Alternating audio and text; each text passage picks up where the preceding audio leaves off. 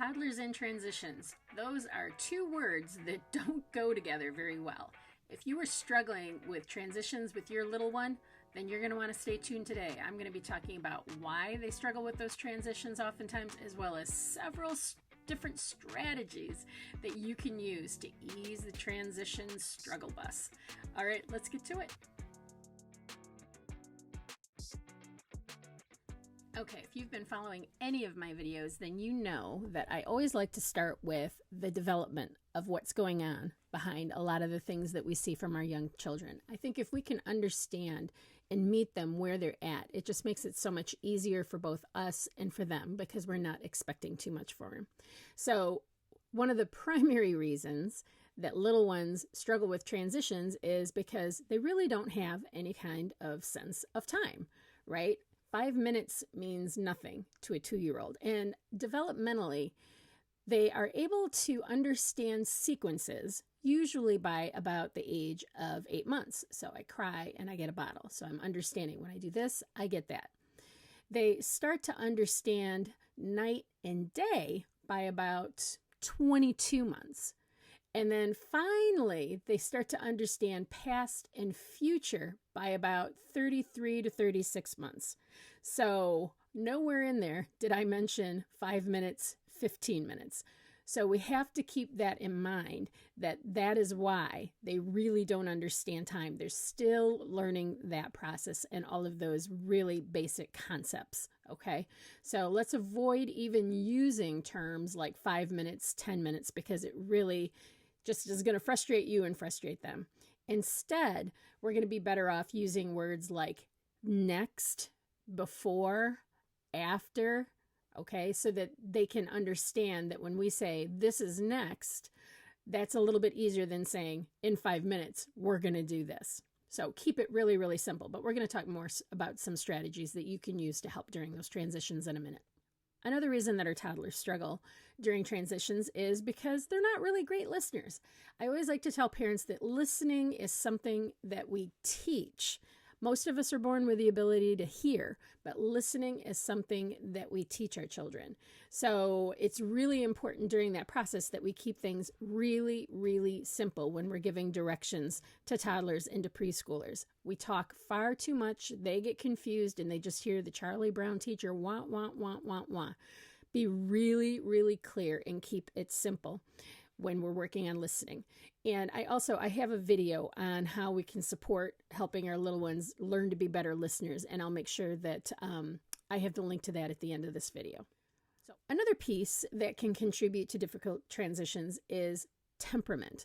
And I really don't think that as parents, we really take the time sometimes to really understand that temperament. I mean, think about it. You probably know folks and friends who they have no problem with doing things at the drop of a hat. And then there are other friends and family members that you have who that makes them really anxious and they need to think about it. It's the same thing. That's temperament.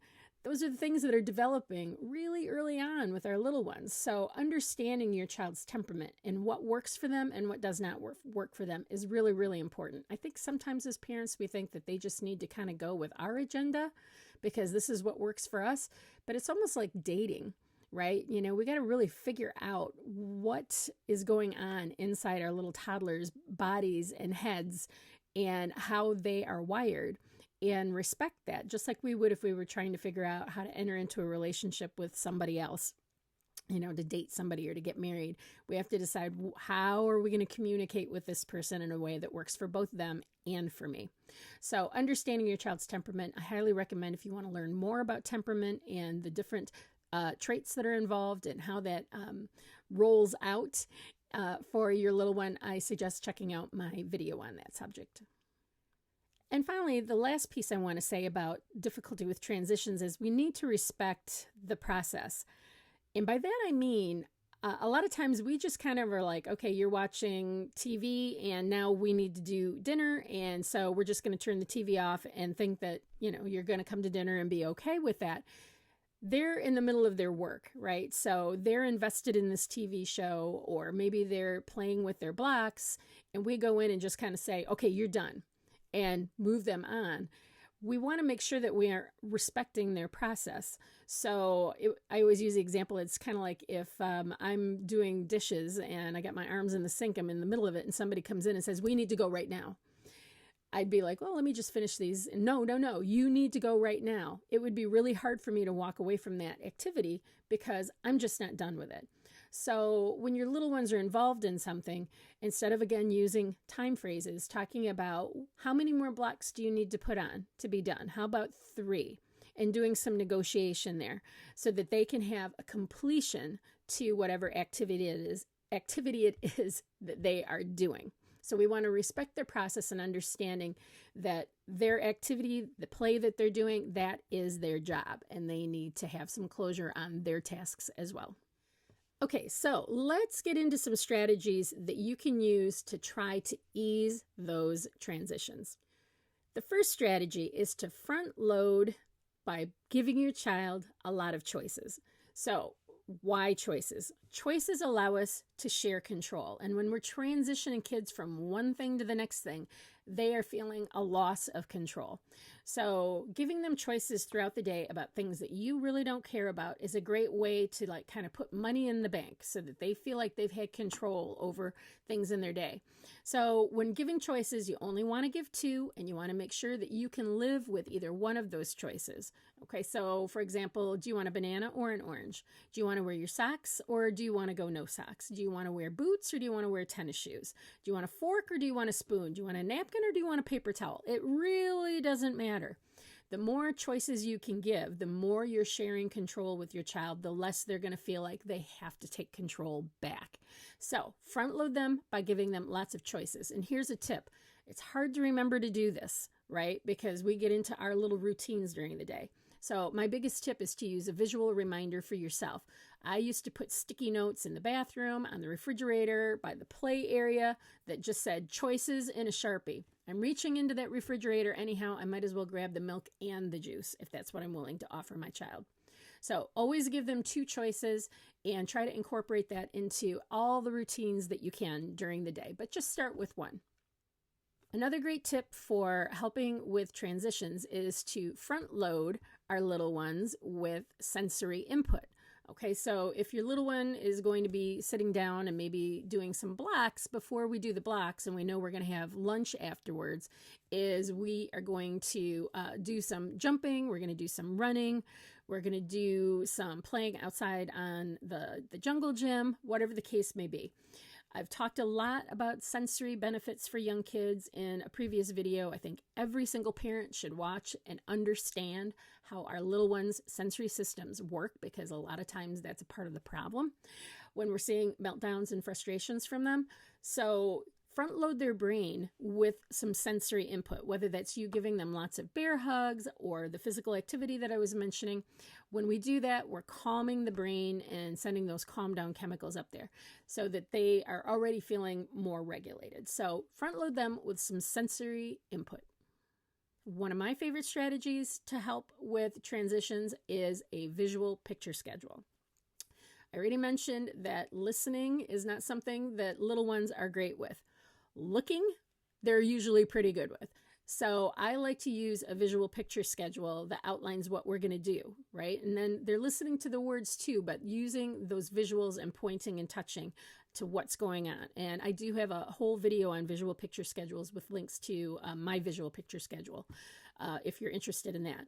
So for example, if your child is really, really struggling with, let's say I had a family who their little one was struggling with leaving the school when they dropped off their sibling.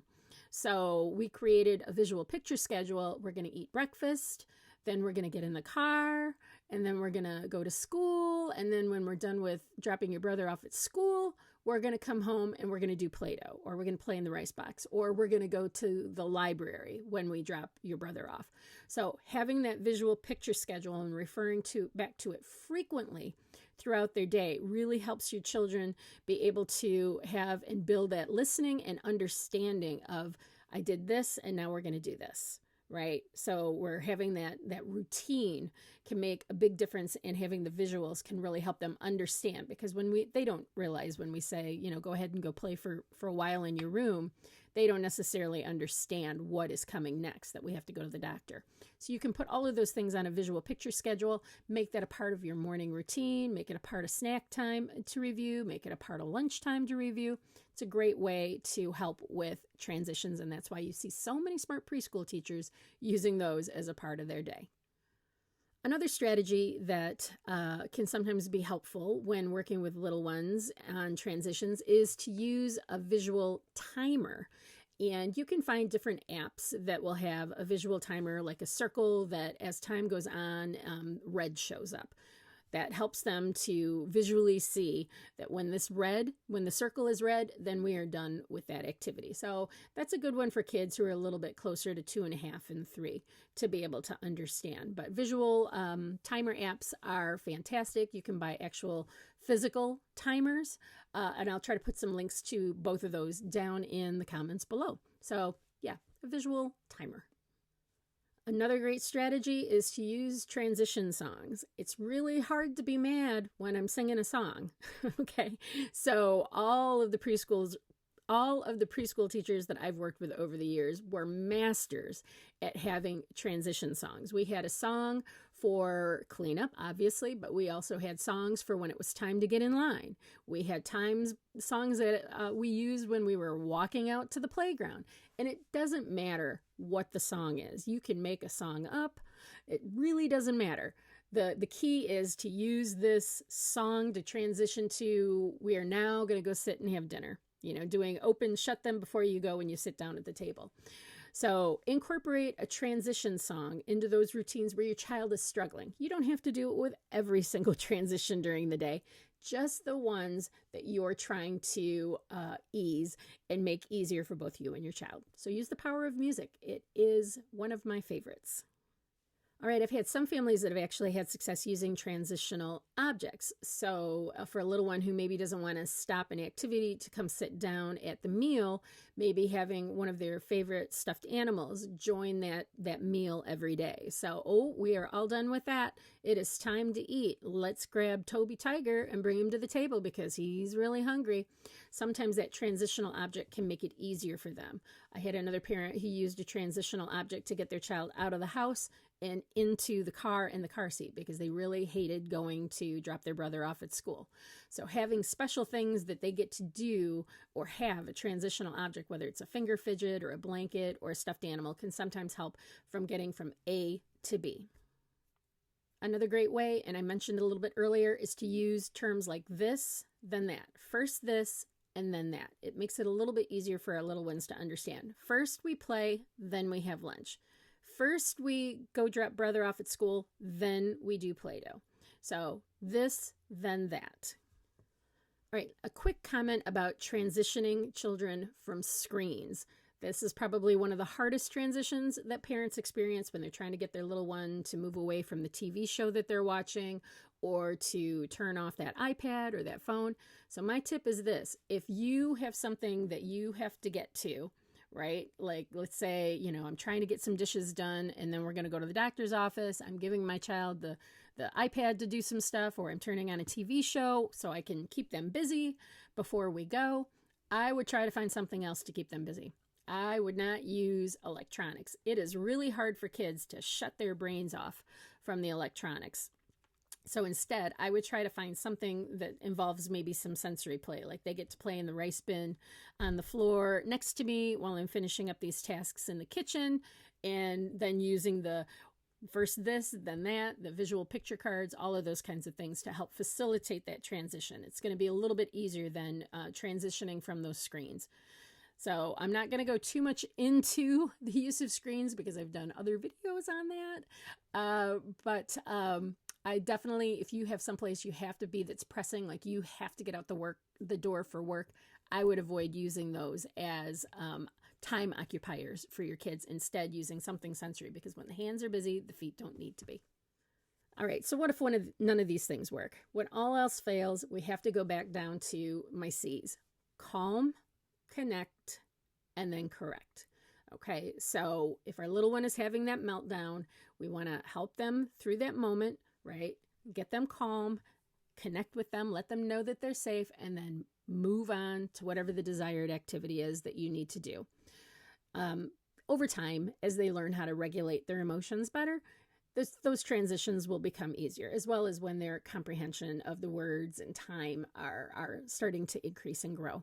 So sometimes you just have to power through it, but you want to make sure that you power through it in a way where you're helping them to calm their brain, connect with them so that they know that it's okay that they had those big emotions, and then correct and move on to whatever it is that you need to move on to. Just remembering, and I've got videos on this as well, that you want to keep the talking down during the calm and connect.